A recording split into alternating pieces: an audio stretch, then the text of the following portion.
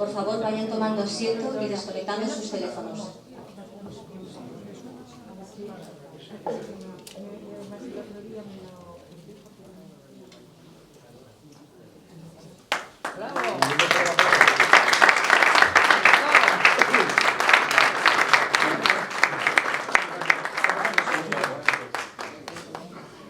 Bueno, lo primero, dar las gracias a la organización y a los asistentes. La verdad que es un lujo poder estar en Tarragona, en un sitio tan elegante como el que estamos, llena la sala y yo espero que sea una jornada fructífera y desde luego pretendemos hacer muchas más cosas en Cataluña porque la Fundación de NAES, como su propio nombre indica, para la defensa de la nación española, pues tiene que estar presente en tierras donde la amenaza es explícita. Aquí ha habido un golpe de Estado, hay unos individuos pues, que han sido indultados, pero la amenaza persiste, está muy financiada, está muy apoyada por ciertos sectores de toda España, diría yo, no solamente de aquí. Y nosotros, que tenemos una visión, ya digo, nacional, pues pretendemos dar la batalla dialéctica allí donde está presentada. En este caso, pues Cataluña es un sitio absolutamente fundamental y de hecho estamos haciendo últimamente muchas actividades, ya tenemos en mente alguna para dentro de poco, en alguna otra provincia. No vamos a dar más pistas para que haya cierta expectación. Y bueno, lo que vamos a hacer hoy es un recorrido histórico, además, ahora estoy casi a vista de pájaro, desde Barraecoa hacia acá vamos a ir avanzando por la Tarragona hispana, que hunde sus raíces, ya veremos dónde. Luego, José Javier Esparza, bueno, Barraecoa yo creo que no hace falta presentarlo, tiene además una amplia bibliografía, es un historiador con un conocimiento profundo de la verdadera historia de Cataluña. De hecho, me consta que está trabajando en nuevas investigaciones que arrojarán mucha luz sobre las cuestiones que están sobre la mesa. José Javier Esparza, pues qué decir, presentador del Gato al Agua, periodista, historiador, muchísimas cosas más que sería muy prolijo de explicar.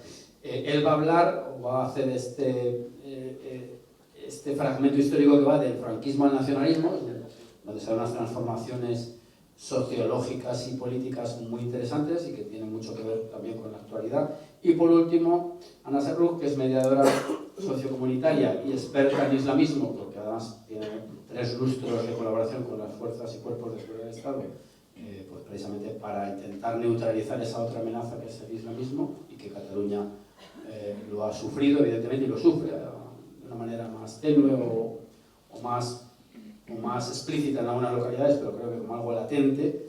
Pues Ana Serruch nos hablará del islamismo al servicio del nacionalismo, que creemos que es una de las herramientas que clásicamente utilizó en su momento Pujol, por aquello de que a un bereber pues, se le igual aprender catalán o español, y por lo tanto es un terreno más abonado para los propósitos segregadores del jefe del clan. Entonces, bueno, pues sin más, yo le voy a pedir a los ponentes la concisión de vida. Intentemos hablar como unos 10 minutos y luego en función de lo que vaya saliendo yo creo que habría que hacer una cosa muy dinámica y que prácticamente yo esté aquí casi de oyente. Así que, don Javier, cuando usted quiera. Sí. Muchas gracias a la Fundación de NAES, especialmente a Iván Vélez, y agradecer en esta mesa estos miembros tan ilustres. El reto es tener que hablar de la esencia de Tarragona como puntal de lo que fue la hispanidad, además hablándolo al lado de expertos en visigodos, en la Reconquista, o sea que es doble reto, y además en 10 minutos. No esperéis ningún excurso lineal, porque es imposible, pero sí lanzar algunas ideas de la importancia de Tarragona, desde aquella famosa carta a los romanos de San Pablo, que dice, solamente aparece 2 veces la palabra Hispania en la Biblia, y una sexta cuando dice, cuando vuelva de Hispania, pasaré a veros, una carta a los romanos. Y de aquí conocemos todos la tradición paulina, evidentemente negada y rechazada por muchísimos, que ya sabemos de dónde vienen, pero es evidente que ahí está la tradición paulina, que estuvo San Pablo, que no es poca cosa. De la Hispania Citerior, donde rápidamente ya Tarragona es la provincia, hemos de imaginar, bueno, esas provincias romanas iban cambiando con el tiempo, pero llegó hasta Galicia, se quedó estabilizada en Astorga. En Astorga, curiosamente, hay un palacio episcopal que lo intenta, no lo acaba, pero Gaudí estuvo ahí porque estaba el obispo Grau. Había una tradición, había quedado una tradición de que muchos obispables o obispos catalanes pues pasaban por Astorga, digamos como todavía en esa tradición romana, hispano-romana, de lo que había sido la provincia tarraconense. Hay cosas que parece que están deshilachadas o que no tienen importancia, pero yo creo que las podemos ir hilando. Por ejemplo, todos sabemos que hay una base, evidentemente, de evangelización de la población hispano-romana. Aquí enseguida tenemos a San Fructuós, tenemos a Santa Tecla, se puede discutir mucho si era egipcíaca, si era armenia, pero verdaderamente caló en la quinta esencia de lo que era el pueblo de Tarragona, porque cuando en 1117 Ramón Berenguer III, que es un personaje muy fascinante, que luego pues volveré a hacer un pequeño comentario, recupera Tarragona, que había sido conquistada por los musulmanes, pues lo primero que hace es nombrar a Santa Tecla como patrona de Tarragona. Esto lo digo porque unos siglos después, en el siglo XVIII, en Narciso Feliu de la Peña, cuando escribe los Anales de Cataluña,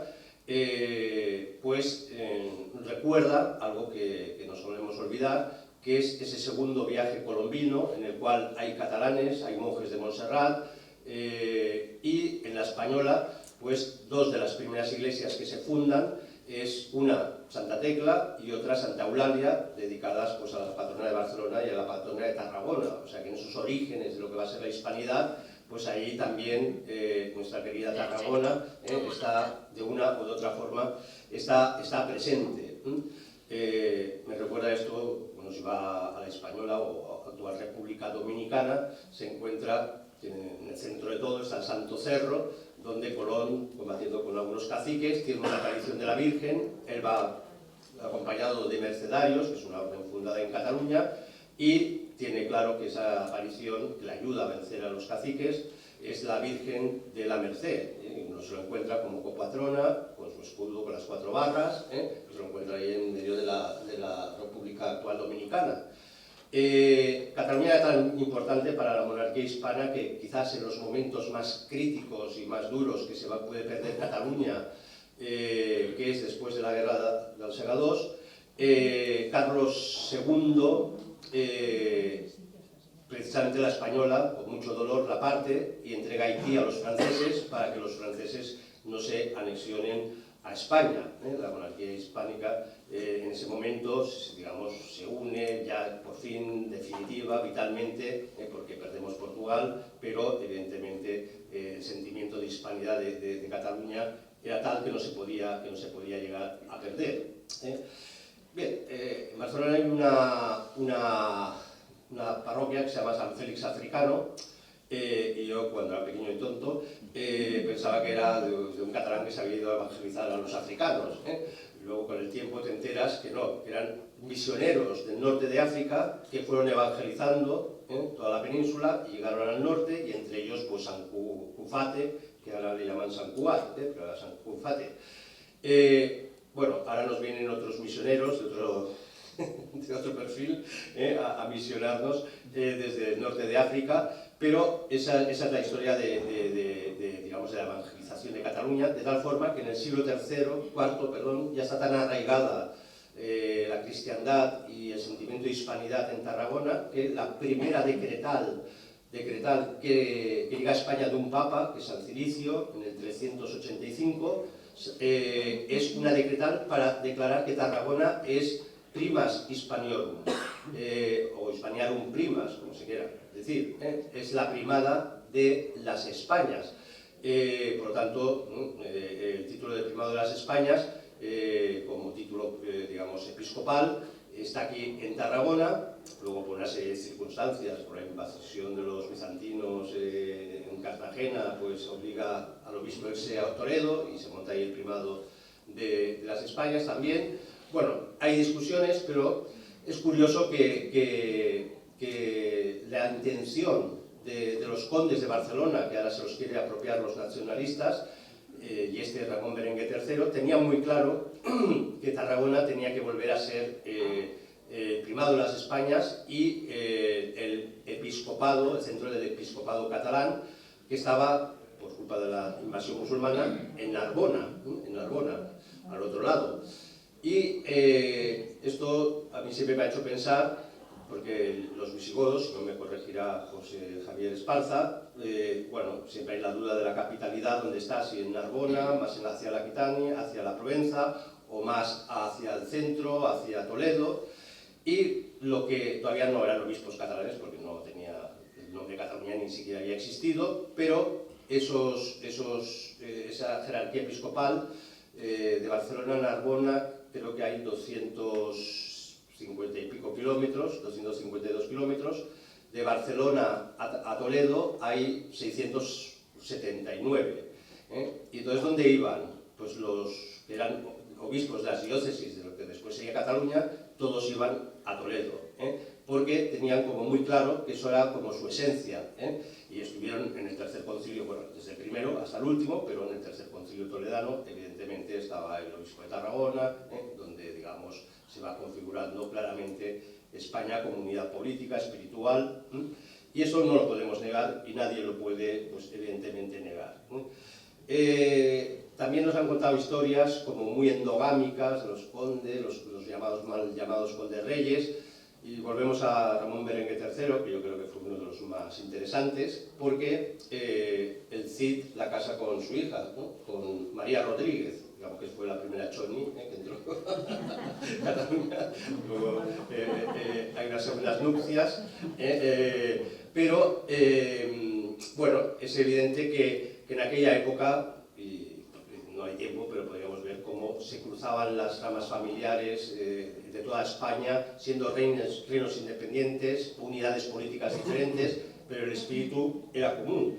Y hasta incluso pues Berenguela, que es otra hija de Ramón Berenguer III, la casan con Alfonso VII, que en aquel rey de León, que ostenta el título de emperador de España, con lo cual la hija de un conde acaba enterrada en Santiago de Compostela como emperatriz de España, y era catalana.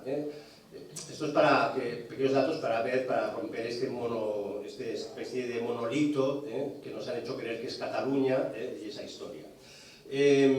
Brevemente, para no alargarme, el hijo, Ramón Berenguer IV, pues lo encontramos en Almería, en la conquista de Almería.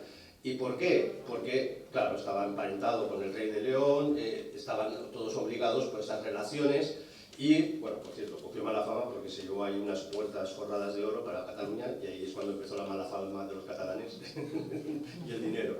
Pero bueno, dejando de lado eso, encontramos cosas muy divertidas o curiosas. En el siglo XI,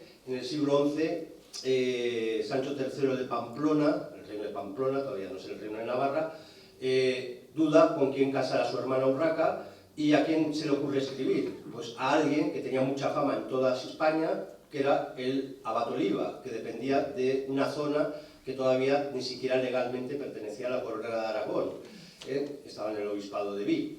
Y entonces le consultan. Es una cosa sorprendente, insisto, nos han hecho creer que había como estados, todos peleados entre ellos, los estados cristianos y tal, pero entre ellos se conocían, se escribían, se consultaban, incluso que llevaba el monasterio de Ripoll, digamos, no es así etimológicamente, pero Ripoll, que es la cuna o el Bresón de Cataluña, ellos creían que venía la palabra de Recaredopolis. ¿Eso qué significa? Que en el fondo tenían como el sentimiento de que Cataluña tenía algo que ver con los visigodos y con Recaredo. Etimológicamente, insisto, no, esto ya no es así, pero se lo creían. Entonces una cosa súper interesante es dónde aparece la palabra español, porque esto a un francés le llamamos francés, no le llamamos francesol, o a un inglés le llamamos inglés, y no le llamamos inglesol, ¿no? Entonces, este sufijo español, ¿de dónde sale? Es claramente provenzal, un sufijo provenzal. En esa época donde los visigodos, que han huido de los musulmanes, están esperando la reconquista, y curiosamente es la época esta de Lavatoliva, siglo XI, donde tenemos registrada en Taradell, en la plana de Vic, una masía que se llama Can España, ¿no?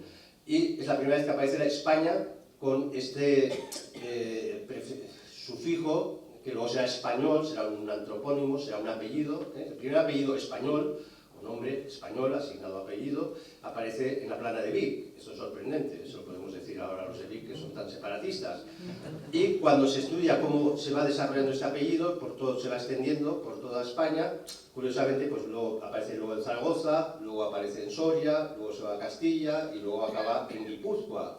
Digamos que el apellido español empieza en Cataluña, por eso tiene esa peculiaridad de acabar así. Bueno, entonces ahora damos un salto y acabo muy enorme porque si no, no acabaríamos. Todos conocemos un poco la rivalidad Tarragona-Reus, ¿no? En el fondo una rivalidad, yo creo que de idiosincrasia, de cosmovisión. Tarragona es todavía la heredera del primado de las Españas. Por cierto, Vidal y Barraquer, que se las daba de separatista, nunca renegó y siempre quiso firmar primado de las Españas. Los últimos obispos de Tarragona ponen primat, firman primat. ¿Primat de qué? ¿No? Primo, ¿no? Primo hermano, ¿no? Pero hasta Vidal y Barraquer, pues no, era el primat de las Españas, y lo tenía muy claro, era un título, por muy catalanista que fuera, que no pensaba rechazar. Entonces, esa rivalidad, pues claro, Reus es la ciudad masónica, industrial, más revolucionaria. Tarragona es la ciudad que todavía representa la quinta esencia de la España tradicional. Bueno, y de esas rivalidades pues aparecen cosas curiosas que nos van a llevar ya encima al tema de José Javier Esparza, ya se lo voy a poner en bandeja, que es la rivalidad entre dos prohombres de Cataluña, de Tarragona. Uno es Vidal y Barraquer, que todos conocemos, mejor no haberlo conocido, y otro, el cardenal Gomá. El cardenal Gomá era de la Riba, de una población de Tarragona. Entre los dos hubo pues, muchos piques, y si bien Vidal y Barraquer quería ser primado y firmaba como primado de las Españas, y además quiso humillar al obispo de Barcelona, que era el obispo Iruita, que luego fue mártir, pues estaba enfrentado a Gomá. Y Gomá, cuando en la Segunda República echan al cardenal Segura, primado de Toledo, también de las Españas, en España hay tres primados, Braga, Toledo y Tarragona, pues Gomá, este arzobispo catalán, tarragonense, es el que va a promover la carta colectiva para poder legitimar lo que va a ser la reacción popular cívico-militar contra la República.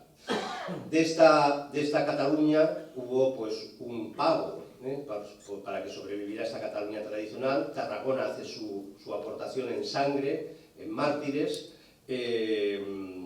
donde bueno, las cifras son tremendas, mientras que Vidal y Barraquer, gracias a Esquerra Republicana, conseguía fugarse a Roma. El obispo auxiliar de Tarragona, Borràs, es abandonado y es asesinado, y se lo cargan. La diócesis de Tortosa es después de Barbastro la más castigada, donde mueren 316 sacerdotes que representan el 62% del clero diocesano, o sea, una barbaridad, una extinción. En Tarragona 141 sacerdotes, más religiosos, religiosas, etcétera, etcétera. Y esa Tarragona es la que es capaz luego de recibir las tropas nacionales a puertas abiertas, cosa que hoy callan, porque evidentemente sufrieron el terror, la persecución, que no era un problema de comunismo, de injusticia, sino que era un problema claramente de España, su tradición, la civilización contra la barbarie. Y de aquí, pues evidentemente hay que pasar a la siguiente reflexión, que es cómo esa Tarragona y su Cataluña, que consigue como recuperarse después del trágico 36-39, de repente llega la transición, llega una catarsis, y yo, sin ningún reparo, digo que llega también una profunda traición a lo que va a ser Cataluña. Nos va a abrir a este mundo que es el nacionalismo, que por cierto, incluso electoralmente había conseguido penetrar en Tarragona y Tortosa hasta hace unas pocas décadas. Muchas gracias. Muy bien.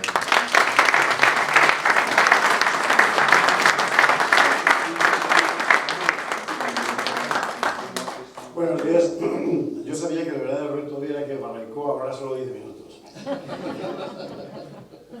Bueno, yo no os voy a hacer una exposición histórica, aunque un poquito sí, pero quería ir desde el principio a lo fundamental. Y lo fundamental justamente como ha acabado Javier, es decir, sobre todo para la gente más joven, conviene explicarle que lo que hoy se está viviendo en Cataluña no forma parte de la dinámica histórica de Cataluña, sino que es algo añadido después.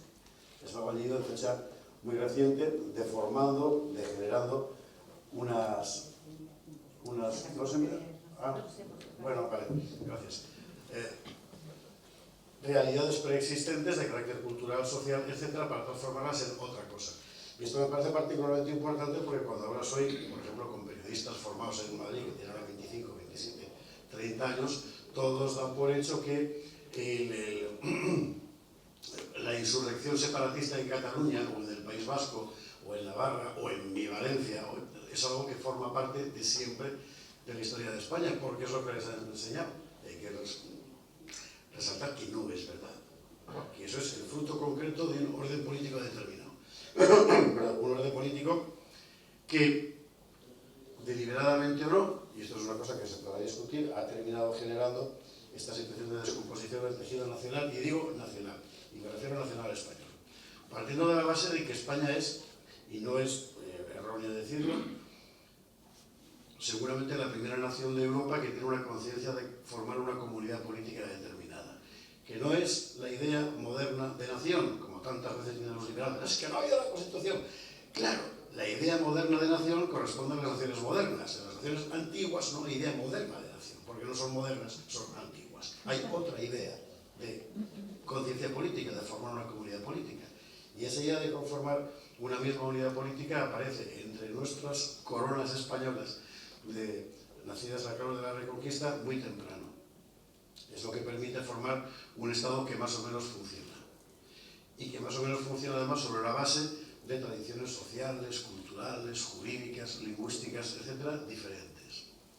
Que no eran en sí mismas, nunca lo fueron, un obstáculo para que hubiera una gran potencia nacional. España se conforma como nación en el sentido histórico, es decir, como conciencia de formar parte de una comunidad política, mucho antes que ninguna otra en Europa, y además no atraviesa por el proceso traumático de modernización de esa conciencia política como el que atravesó Francia, por ejemplo, donde la nación moderna se funda sobre la base de la sangre de los bretones, los vendeanos, etc. En España no. Y eso dotó siempre al proyecto nacional español de unas características muy singulares. Y la principal de ellas es que es un proyecto nacional que nunca ha funcionado de forma homogénea, ni puede serlo. ¿Cómo se combina eso con el propio desarrollo histórico que conduce a todas las naciones europeas a conformar órdenes cada vez más homogéneos e integrados? Pues mal. Y es uno de los grandes problemas de la formación del Estado-Nación en España desde el siglo XIX. Y bueno, basta leer, por ejemplo, los episodios nacionales de Galdós, es decir, realmente el mundo era Madrid y el resto no existíamos, ¿no? Porque la idea de Estado que se va conformando en ese tiempo es precisamente esa. ¿Protesta mucho la gente fuera? Realmente no. Realmente no. En torno a los fenómenos del romanticismo cultural, etc., van apareciendo las reivindicaciones de las culturas locales. El caso de Cataluña es un buen ejemplo, también en el País Vasco, etc., pero no adquieren una forma, salvo en instancias muy minoritarias, de reivindicación de una identidad política vinculada a esa singularidad cultural. Eso va a aparecer después, y va a aparecer después fundamentalmente en la estela del desastre de 1898 y la evidencia de que hay un proyecto nacional que se ha colapsado. Y ese proyecto nacional es el proyecto nacional español. Quiero incidir mucho en todo esto para subrayar que en España la existencia de reivindicaciones y aún de exaltaciones de la identidad cultural local, sea catalana, valenciana, vasca o la que fuere, no lleva necesariamente implícito, y de hecho hasta muy recientemente nunca llevó implícita, la reivindicación de una identidad política singular. Es decir, el localismo e incluso el nacionalismo no necesariamente se traducían en separatismo. Por tanto, era perfectamente concebible para cualquier español de hace 50, 60, 70, 80 años que en Valencia hablaremos valenciano y al mismo tiempo español, y que los que hablábamos entre nosotros valenciano no tuviéramos, yo no era tan mayor, pero en fin, no tuviéramos en la cabeza al hacerlo la idea de que había que hacer la República Valenciana, que era un absurdo. No. Hoy ha dejado de ser un absurdo. ¿Y por qué?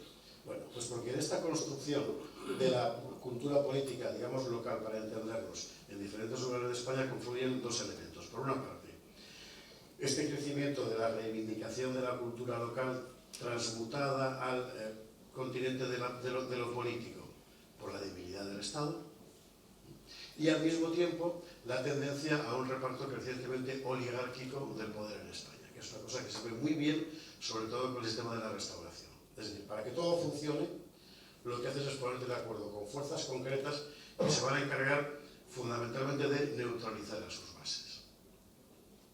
Me explico.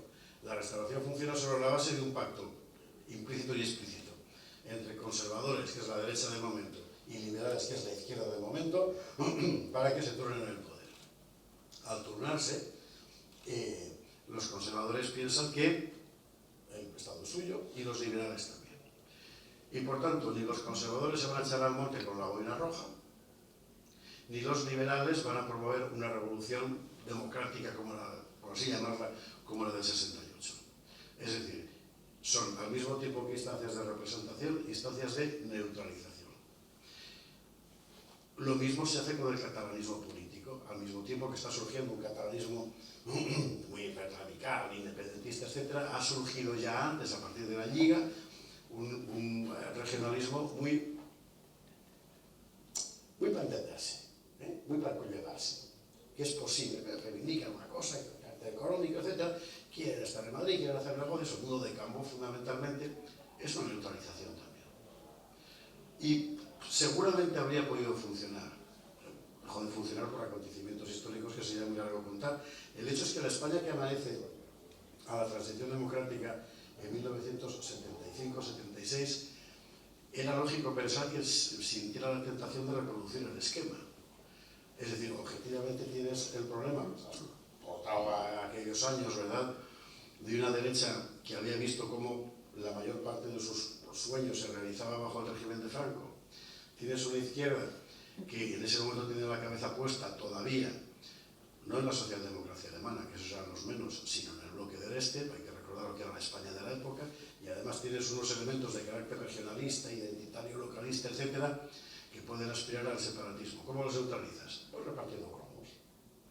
Entonces aparece una derecha del sistema, que sucede primero a PP después, que en la práctica va a neutralizar las reivindicaciones clásicas de la derecha social española. Aparece una izquierda del sistema, que es el PSOE, que en la práctica va a neutralizar las reivindicaciones de la izquierda social. Hay que recordar que las grandes privatizaciones empiezan precisamente con el Partido Socialista. Y aparecen unos nacionalistas del sistema que en principio van a neutralizar las viejas reivindicaciones irredentistas. Porque tanto el nacionalismo de convergencia en Cataluña como del PNV del País Vasco, en el momento de la transición se presentan como esto lo arreglamos nosotros. Hay un grupo terrorista en Cataluña que está en Ayuna, en el País Vasco está ETA, no os preocupéis que nosotros esto lo gestionamos. Como somos de aquí, nosotros vamos a tener el corral tranquilo, del mismo modo que la UCD iba a tener tranquila a la derecha y el PSOE iba a tener tranquila a la izquierda. Y a partir de ahí, y es un poco incluso doloroso escuchar a gente que estaba allí presente como Otero Novas hoy en día, ¿verdad? A partir de allí se crean una serie de pactos implícitos y explícitos, es decir, bueno, nos repartimos el pastel, sigue siendo un sistema de carácter oligárquico, un reparto de poder, como el de la Restauración, porque las fuerzas que nos estamos repartiendo el pastel nos comprometemos a que el país esté tranquilo. Y la cosa funcione y la cosa avance. Y los que suscribieron no tuvieron en cuenta que un proyecto nacionalista, por definición, no puede ser un proyecto de estabilidad, porque tiene un proyecto en la cabeza que es construir una nación. De tal forma que se entregó a las oligarquías nacionalistas, tanto en el País Vasco como en Cataluña, la exclusividad de la interlocución política en sus territorios, que allí solo mandan ellos, y todo el mundo estaba de acuerdo en que allí solo mandaran ellos, sin atreverse a interferir en lo que estaban haciendo, que era construir sus propias naciones. Porque una nación se puede crear.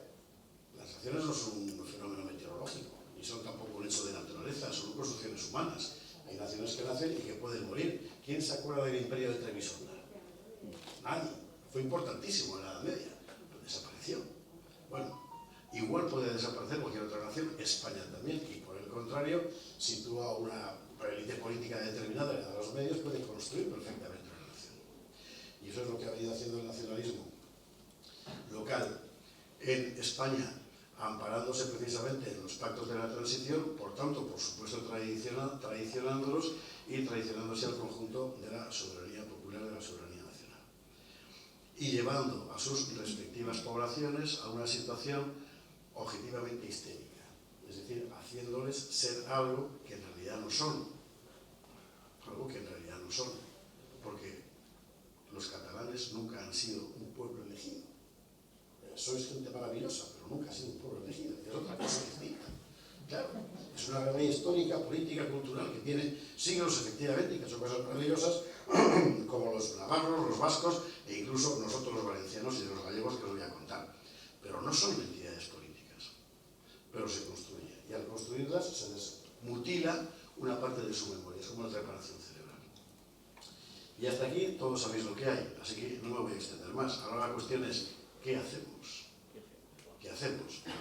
Porque cuando alguien tomó conciencia del problema por primera vez, que fue en tiempos de Aznar, a partir del 2000 sobre todo, lo que se les ocurrió, después del pacto del Majestic y todo eso, sí, alguien tomó, vale, lo que se les ocurrió, decir, no, el problema es el nacionalismo. El problema es el sentimiento de identidad política. Entonces hay que apostar por un sentimiento de identidad ciudadana que en realidad no te sientas pegado a un territorio, sino a una constitución, a unas leyes, a la democracia, a los alimentos sin gluten, a la dieta vegana. Pero no se atrevieron a oponer al surgimiento de nuevas naciones ex novo, no se atrevieron a oponer la realidad de una nación que ya existía, y de un sentimiento nacional que ya existía, que era el español. 20 años después de aquello, es una evidencia que a la deriva separatista del nacionalismo local solo se le puede oponer con cierta posibilidad de éxito un sentimiento nacional arraigado en la historia real, en otra historia que es la historia común española, la historia en la que todos somos lo que somos y además somos españoles. En la medida en que hoy cada vez hay más fuerzas políticas y sobre todo culturales que están en esta tesis, hoy estamos en un buen momento, contra lo que pueda parecer. Hace 20 años esto no se podía ni plantear, hoy sí. Y el mero hecho de que estéis aquí y de que este acto esté teniendo lugar precisamente en Tarragona es un perfecto ejemplo de ello. Hoy es posible hacerlo. Y hoy es posible hacerlo porque además no solo va a permitir a poblaciones concretas entregadas a la voluntad de poner sus oligarquías locales, pienso, no estoy pensando en Aragón, estoy pensando en Feijóo en este momento. Entregados a sus oligarquías locales, no solo a redimirlas de ahí, para formar parte de un orden democrático más amplio, sino también tener un elemento de referencia para frenar la otra fragmentación, que es la fragmentación vía identidades nuevas, entradas en el país para disolver ese sentimiento de comunidad nacional, que es precisamente el tema de mi compañera. Gracias.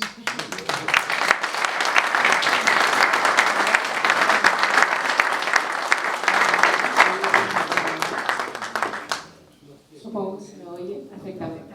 Vale. En primer lugar, quiero dar las gracias a Denaes por esta invitación y por la oportunidad que nos brinda a todos de poder abordar una cuestión que está censurada generalmente en toda España y en Cataluña en especial, que es el avance del islamismo.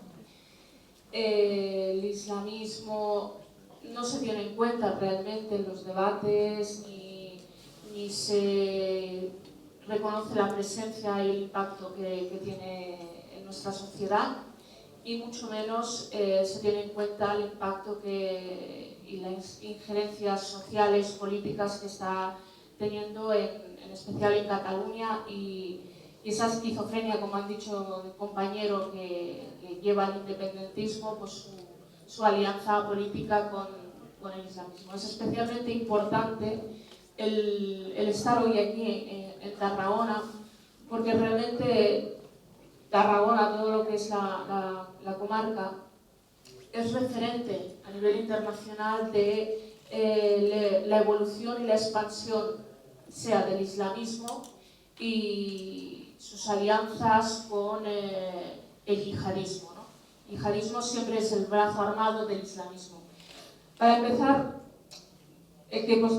quisiera hacer una breve síntesis cuando hablamos del islamismo, un poco sus orígenes, ¿no?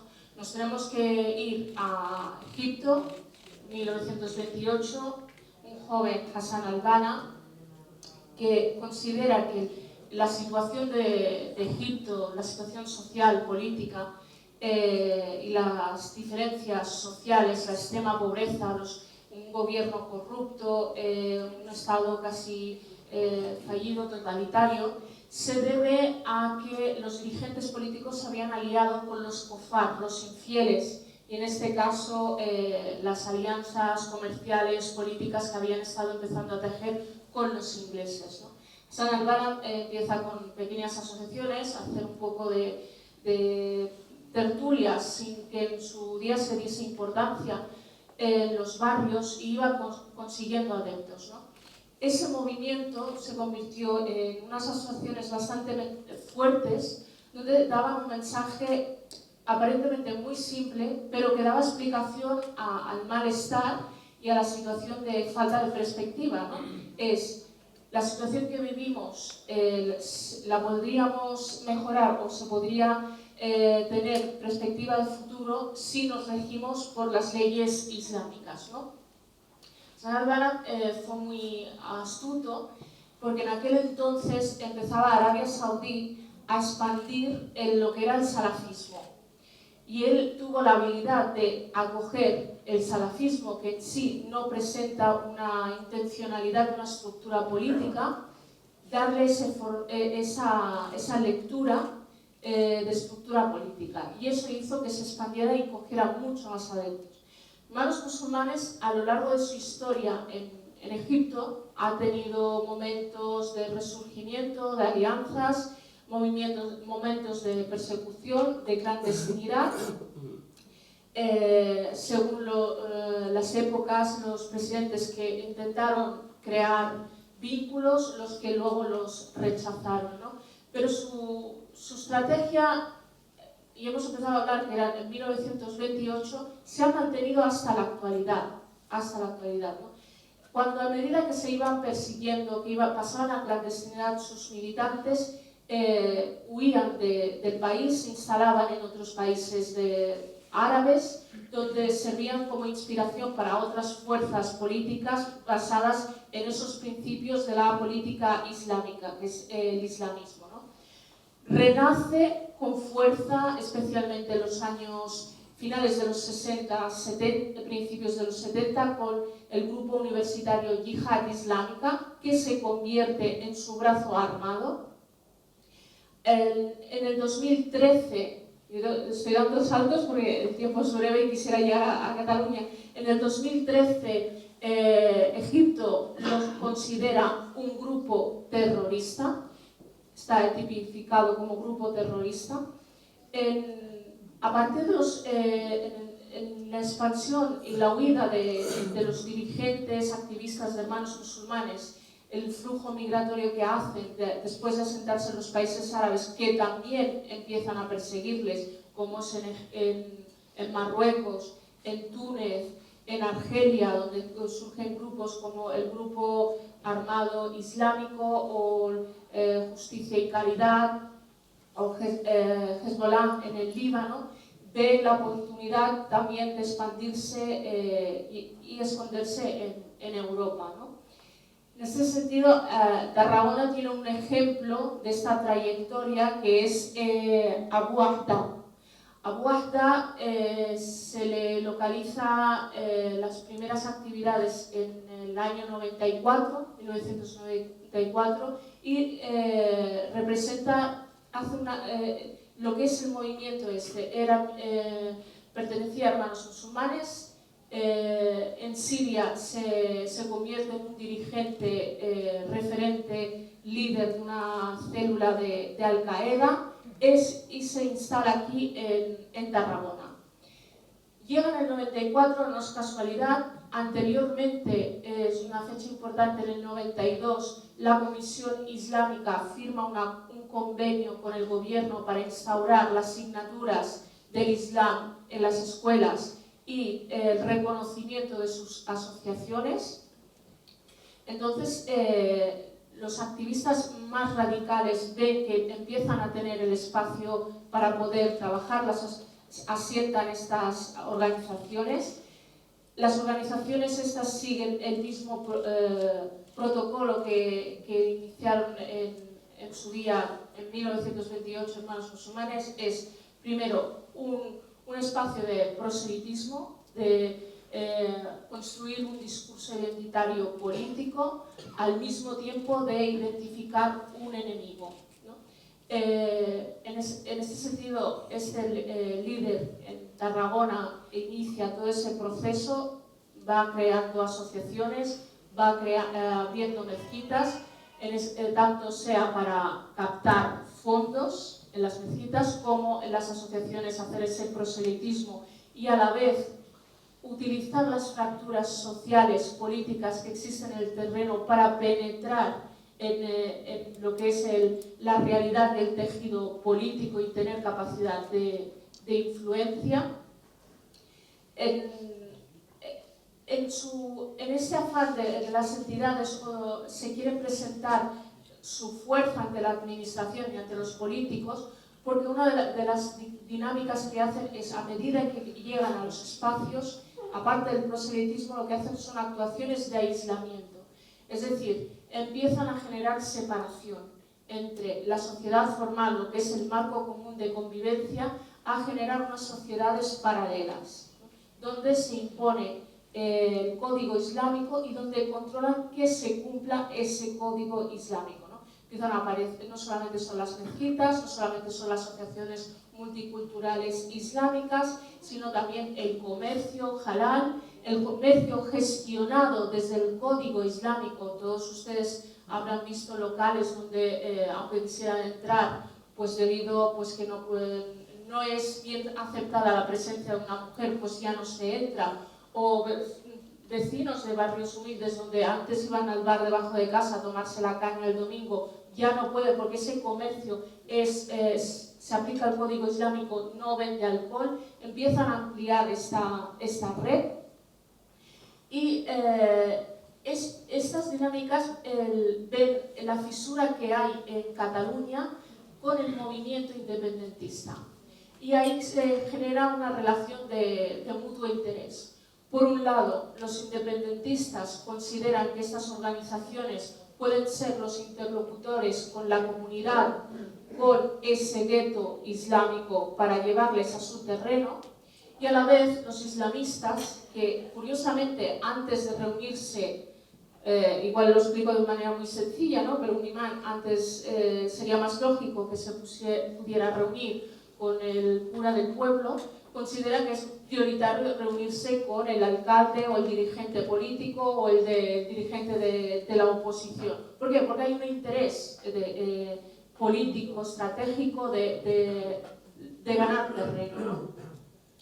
En este sentido, el islamismo ve la utilidad de jugar las cartas, reír las gracias al independentismo, presentándose como acérrimos y construyendo esa identidad musulmano-catalana, y participando de esa idea de un enemigo que en este caso es el Estado, es España, España nos roba, ¿no? Porque ya venían de esa dinámica de sus orígenes de identificar que existe un enemigo que es aquel el infiel, ¿no?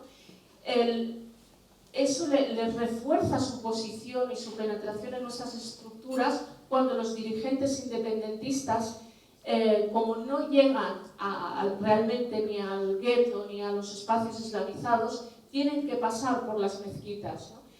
Reus, Valls, Torredembarra, los dirigentes independentistas hacen campañas electorales constantemente dentro de las mezquitas, crean comisiones y grupos de trabajo donde participan líderes salafistas.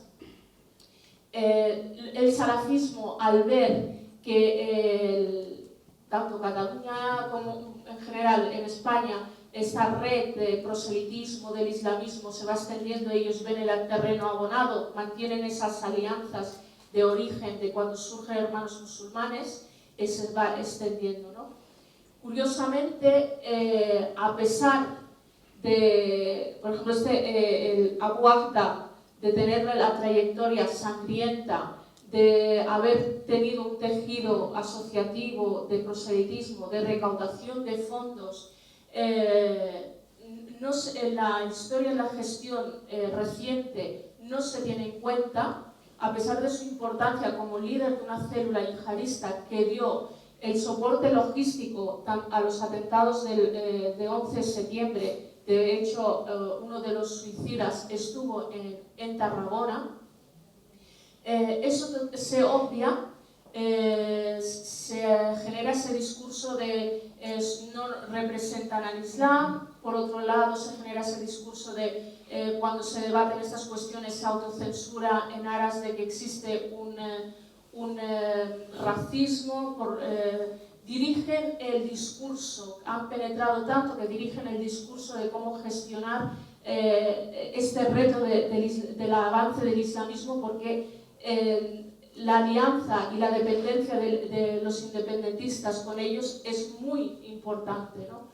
De hecho, ha sido tan importante, han llegado a tener tanta influencia y este binomio de tener ese enemigo común imaginario, que de hecho han llegado en la Comisión Europea con miembros afines a la hermandad musulmana.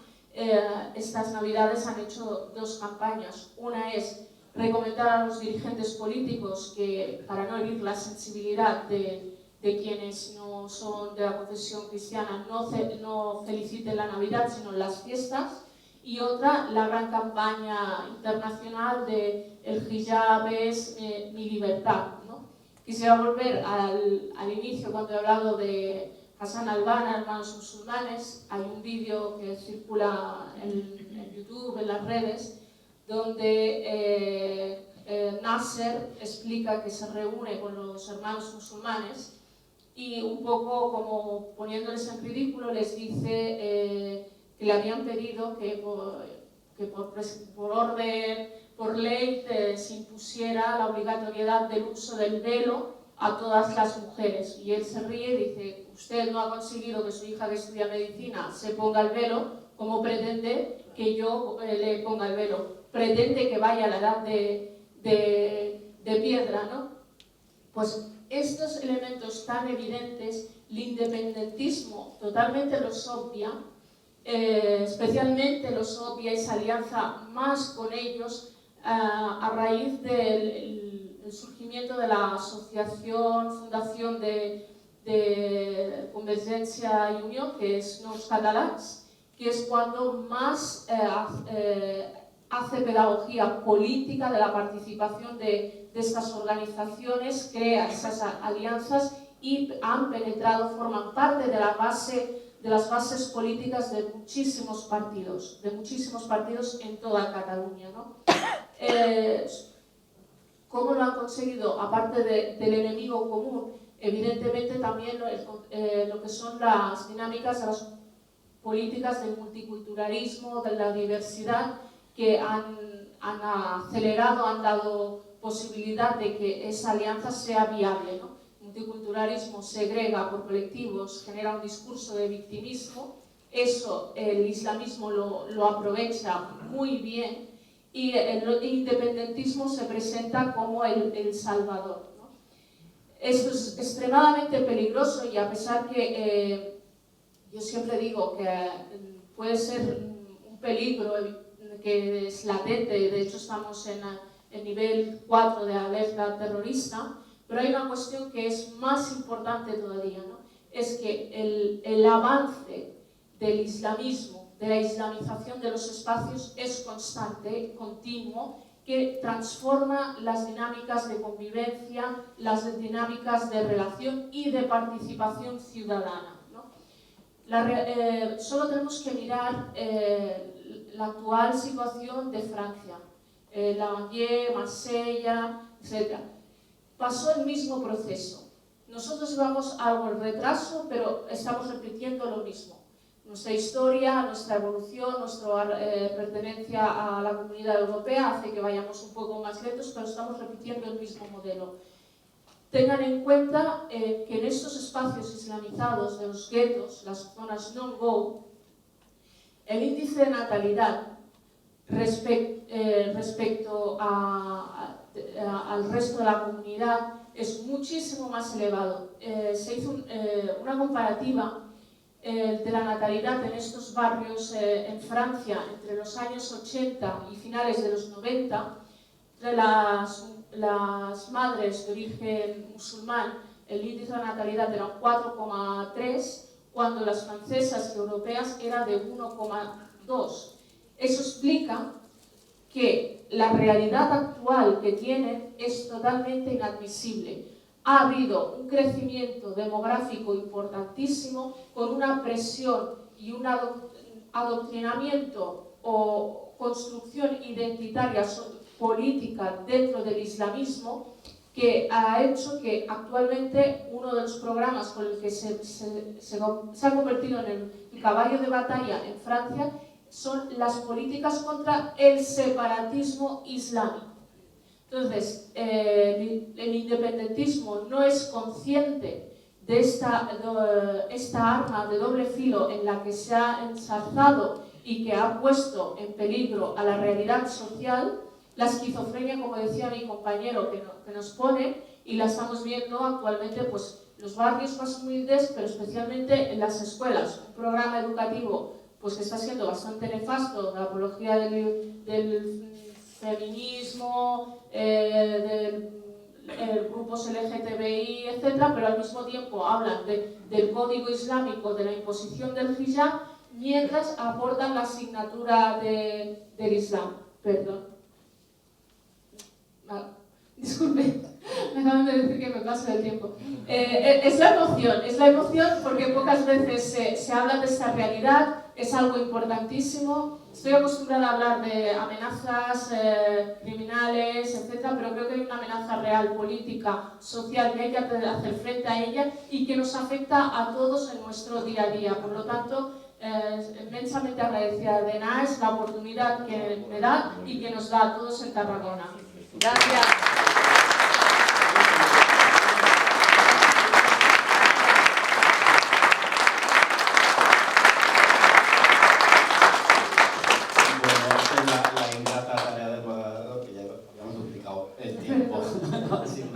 Bueno, no pasa nada.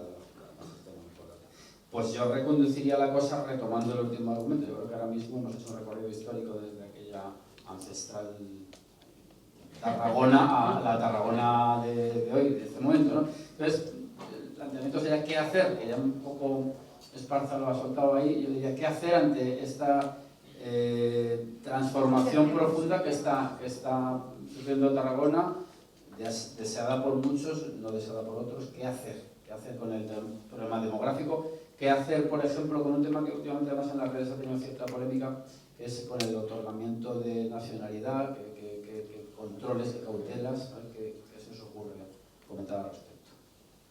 No, Javier. De la ancestral Tarragona al Tarragona. Mira, respecto a la nacionalidad, no sé, qué cautelas se pueden tomar, o hay que tomarlas, o sí, o no. Yo no voy a decir lo que pienso, pero sobre el tema de la nacionalidad concretamente sí que querría escuchar algo. Mira, justamente el personaje que he comentado, Abu Abda, él llega aquí y lo primero que hace es casarse con una española para acceder a la nacionalidad. Entonces, los criterios de la concesión de la nacionalidad, aparte de que están obsoletos, el criterio no es exhaustivo, porque ser español es mucho más que tener un DNI, es mucho más. Y tenemos que velar por ello.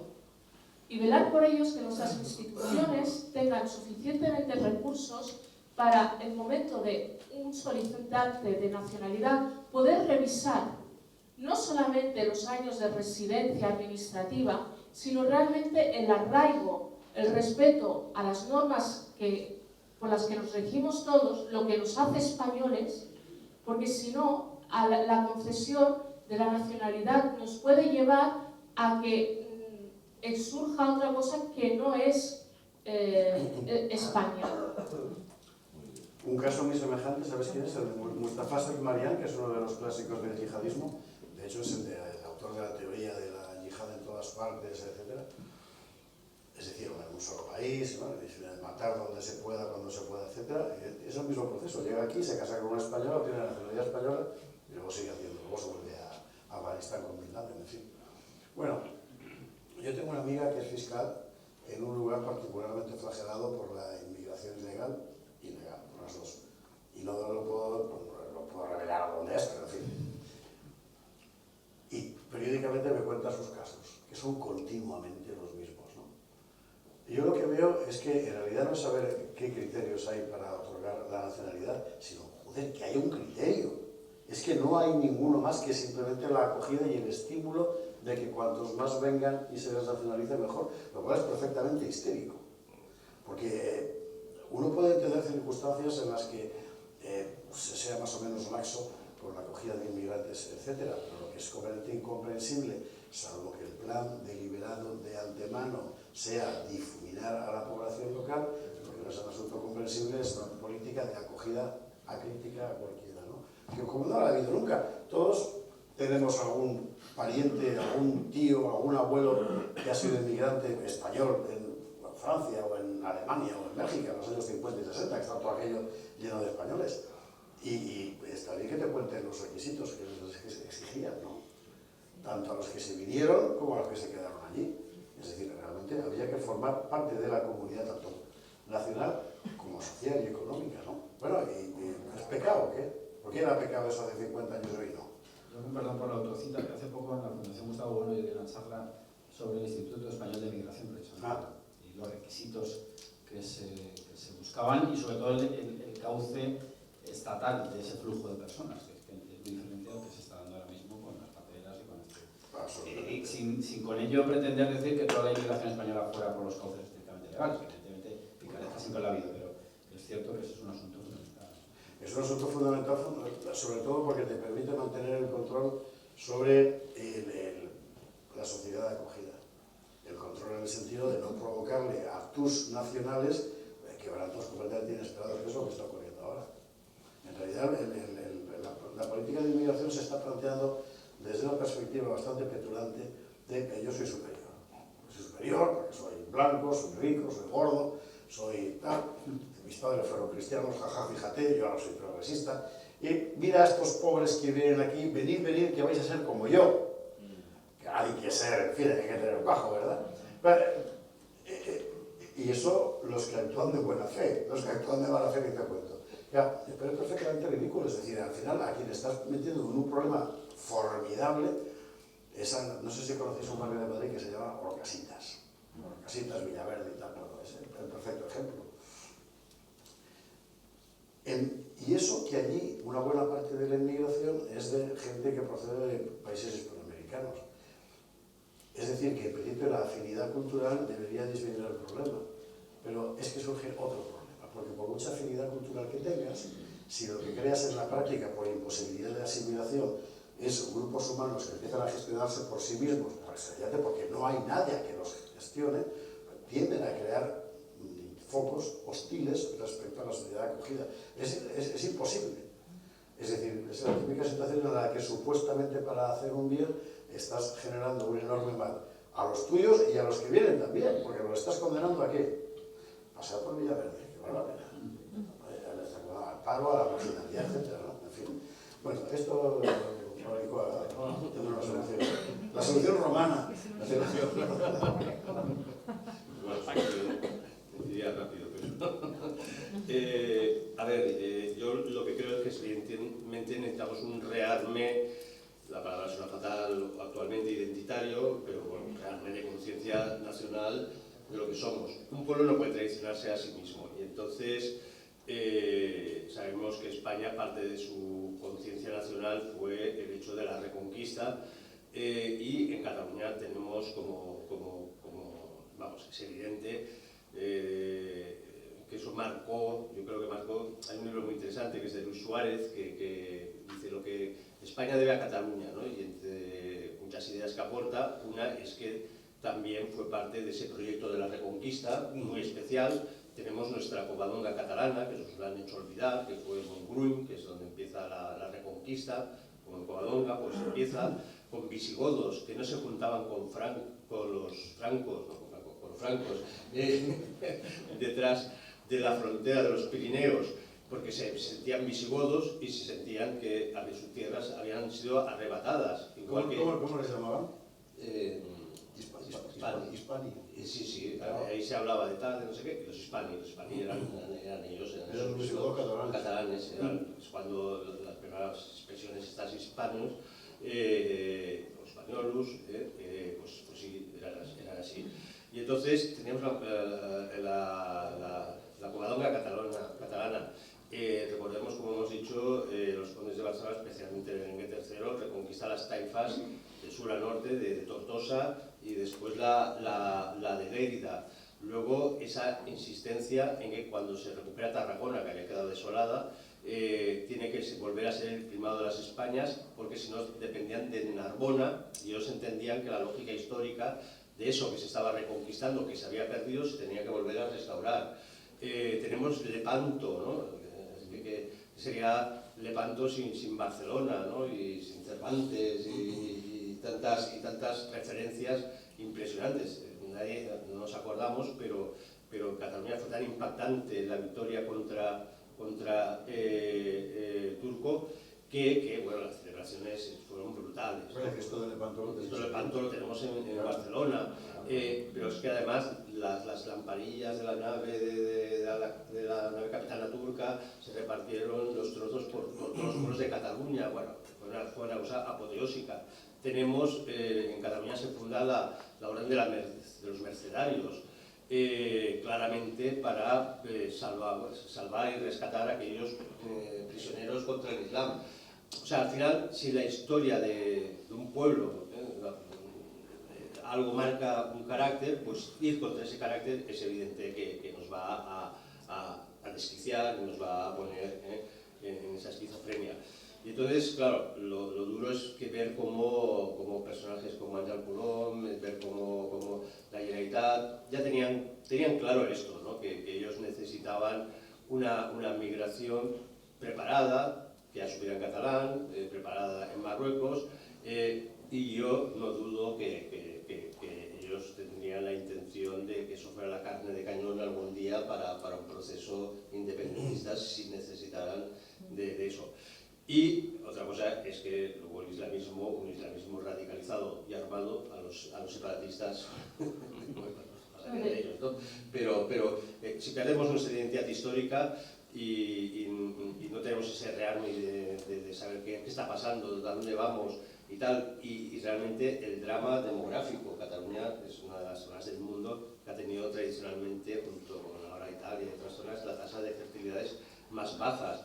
Se llegó hasta 0,9 tasa de fertilidad, ahora estamos en 1,2, 1,3, contando esa inmigración que proporcionan los musulmanes, que hace que se dispare, pero los apellidos autóctonos catalanes están desapareciendo. Se ha calculado que hay 300.000 catalanes que tienen más de 8 apellidos catalanes. O sea, 300.000. O sea, ¿qué significa? Que la demografía dentro de la geopolítica es fundamental, y frente a eso el Islam nos está dando una lección brutal, ¿no? Bueno, serán brevísimo. No, justamente yo les recomiendo, si tienen ocasión, de ver una entrevista que se emitió el domingo pasado, Jordi Évole, a un rapero moral. De acuerdo. Ese es el resultado del aislamiento que están fomentando los islamistas. Ese es el mejor resultado. Es un joven que él dice: no me siento español, los demás no me miran. y prácticamente habla como si acabara de llegar una patera cuando él es nacido en territorio español, ¿no? Entonces, es peligroso lo que está sucediendo. La cuestión de la nacionalidad no es menor, ni mucho menos.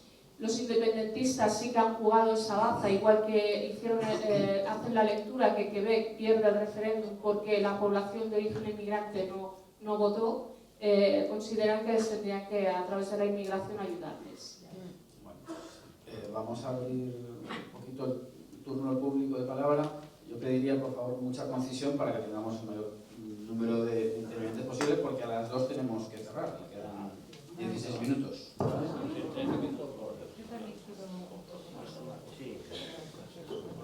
Muchas gracias a la mesa. Y yo quería hacer una pregunta relacionada justamente con esto que ahora decía Hanan. Yo tuve la oportunidad, por mi trabajo, de hacer una entrega de registro en Valls, en un tribunal islámico, lo cogimos infraganti, y el imán que presidía ese tribunal que juzga a las mujeres según la Sharia, tenía DNI español y no hablaba ni una sola palabra de español. Es decir, era un salafista. Entonces, eso nos lleva a pensar, justamente como en el caso de Morad, que hay personas a las que la nacionalidad se les ha regalado prácticamente sin esfuerzo, ¿no? Entonces, la pregunta va en el sentido de decir, en medidas de futuro tenemos claro que, por ejemplo, reforzando, endureciendo la ley de extranjería, podríamos evitar que eso siga sucediendo, pero ¿qué hacemos con todas estas personas que ya tienen la nacionalidad española y que no tienen ese sentimiento de pertenencia a la comunidad?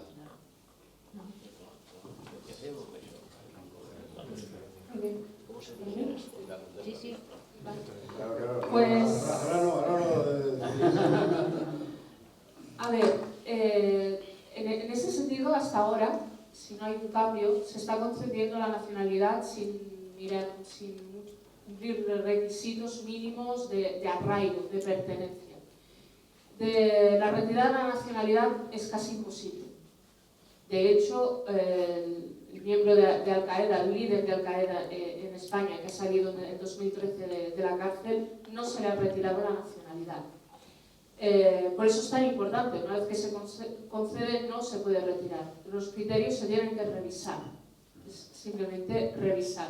Y por otro lado, empezar a entender de que la nacionalidad administrativa no te convierte en español, y la hora de conceder esa nacionalidad se tiene que mirar el cumplimiento de los requisitos y repasar esos requisitos realmente si reflejan lo que es el sentir de ser español. Es el idioma, es el conocimiento, es el arraigo social, referentes, porque el colectivo, los guetos, aíslan, y sus redes sociales, sus redes de relación, de convivencia, están limitadas a ese gueto. Son cosas que se tienen que revisar. El procedimiento de la concesión de nacionalidad tiene que ser un protocolo mucho más exhaustivo y con mucha más solemnidad, porque es un reconocimiento a pertenencia a un país.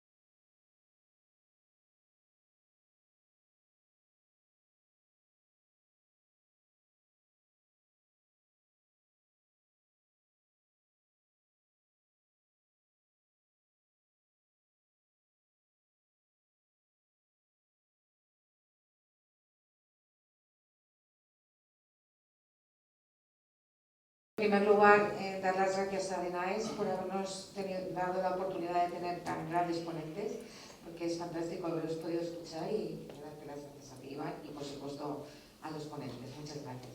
Y luego quería comentar el tema de la nacionalidad, que a mí me parece muy importante porque, como ha dicho bien Javier, no hay ningún criterio para exigir la nacionalidad, no existe, ¿no? Entonces, sí que sé que hay convenios con países que a algunos países se les exige el renunciar a su nacionalidad, por ejemplo, los rumanos. Y además se les exige hacer unos exámenes muy potentes de cultura de España. Entonces, ¿por qué razón aún existen estos convenios con algunos países? ¿Por qué no existen con otros? Y bueno, una solución sería precisamente pues, tener un criterio común y para todos el mismo y legislar. Esto es lo que parece no interesar. Bueno, con Marruecos es lo mismo que con Rumanía. No hay reciprocidad, por lo tanto tienen que renunciar a la nacionalidad marroquí. Otra cosa es que se revise, que se cumpla esa norma. Y eso no se está cumpliendo. La revisión de que se están cumpliendo con el juramento a la bandera no se hace. O sea que en Marruecos también se tiene que No existe, renunciar. tendría que renunciar. Vale. Por otro lado, Marruecos dice, todos los marroquíes, nazcan donde nazcan, serán siempre marroquíes. Vale. Ahora está la decisión de uno tomar esa decisión. Por ejemplo, yo soy nacida aquí, nunca he tenido la nacionalidad marroquí, ni nunca la tendré, y las veces que he entrado, cuando han visto mi nombre, me han exigido presentar un DNI marroquí y yo les he dicho que soy española. Y a pesar de la reacción virulenta de la administración, porque realmente se ponen virulentos y indagan, yo no la presento. ¿Por qué? Porque yo soy española rindo y quiero que se me aplique la ley española. Y si voy a Marruecos, yo soy una extranjera. No olvido mis orígenes, evidentemente, pero soy una española. Muchas gracias, Ana.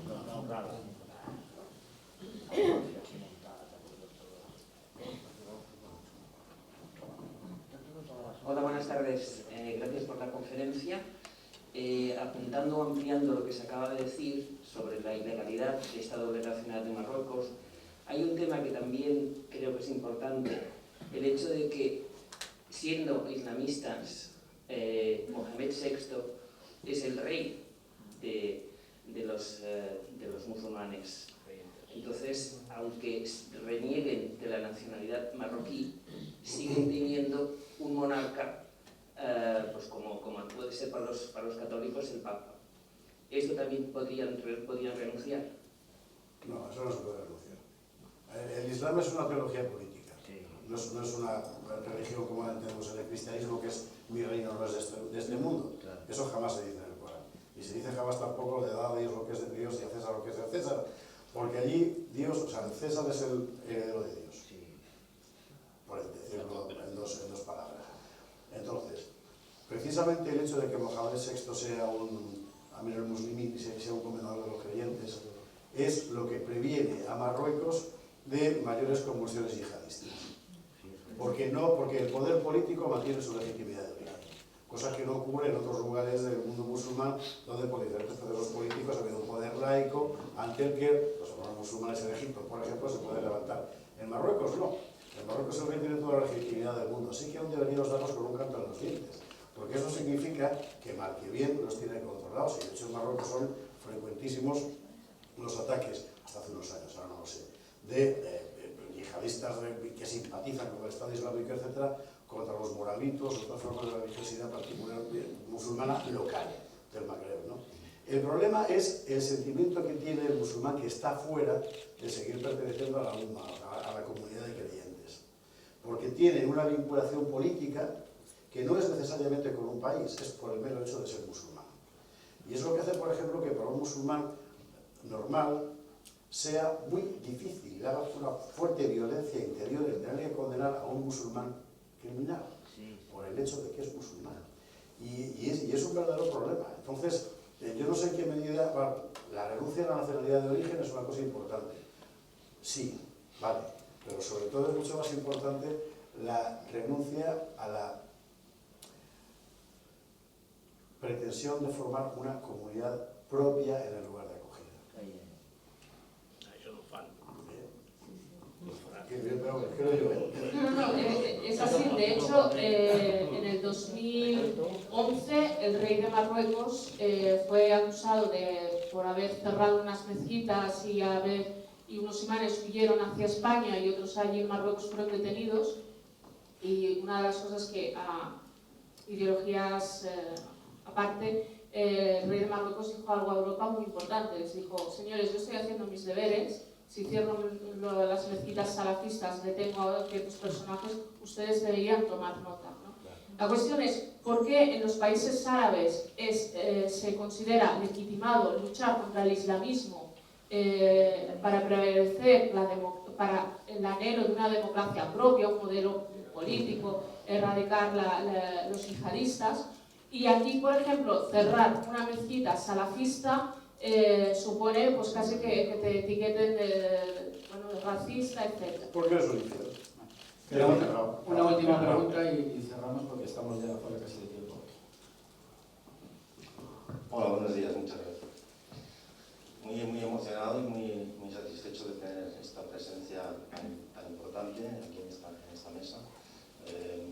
Yo, avanzando un poco en el tema este que se está tratando ahora del yihadismo, querría añadir algunas cosillas. En primer lugar, la presencia de este yihadismo es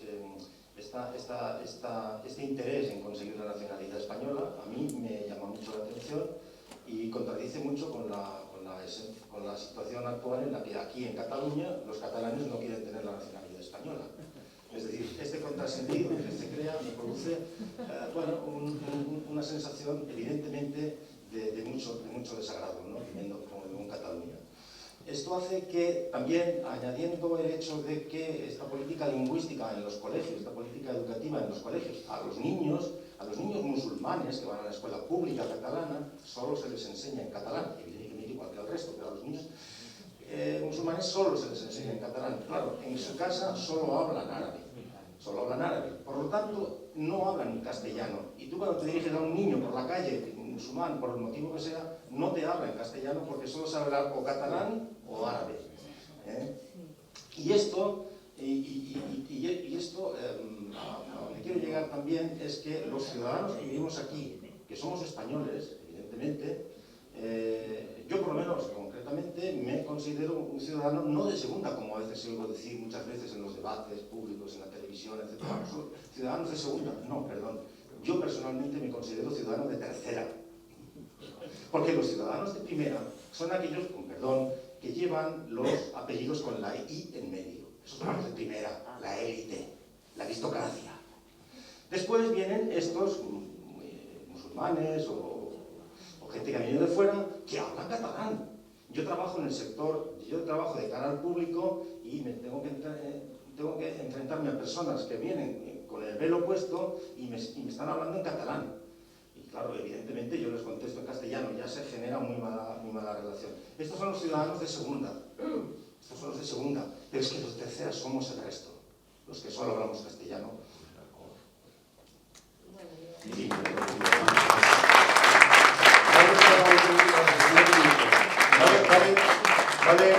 Esto vale para la última reflexión porque además demuestra hasta qué punto el proceso que estamos viviendo, producto de nuestro sistema democrático, en la práctica lo que está haciendo es fundir cualquier posibilidad de una democracia real. Lo que estamos, es decir, desmantelar la nación como se está desmantelando, en la práctica desmantelar cualquier posibilidad real de democracia. Lo que estamos viviendo hoy, no solo en España, pero aquí de forma muy acelerada y además con varias dimensiones, podemos utilizar el término de desconstrucción, como en la filosofía davidiana, ¿no? No es la destrucción, porque la destrucción es coger esto y machacarlo. La desconstrucción es cogerlo, hacerlo en pedacitos y volver a montar otra cosa diferente con ello. Pues lo que el sistema está haciendo en España hoy es una desconstrucción, es un desmantelamiento de todo. En lo cultural, en lo social, en lo político, en lo económico, para volver a montar algo que no nos han pedido permiso. Y esta es la gran cuestión. Es decir, la resistencia frente a esta desconstrucción de la nación española es precisamente una reivindicación de democracia real. Y es lo que tenemos que plantear a unos poderes que se han olvidado del pueblo español hace tiempo. No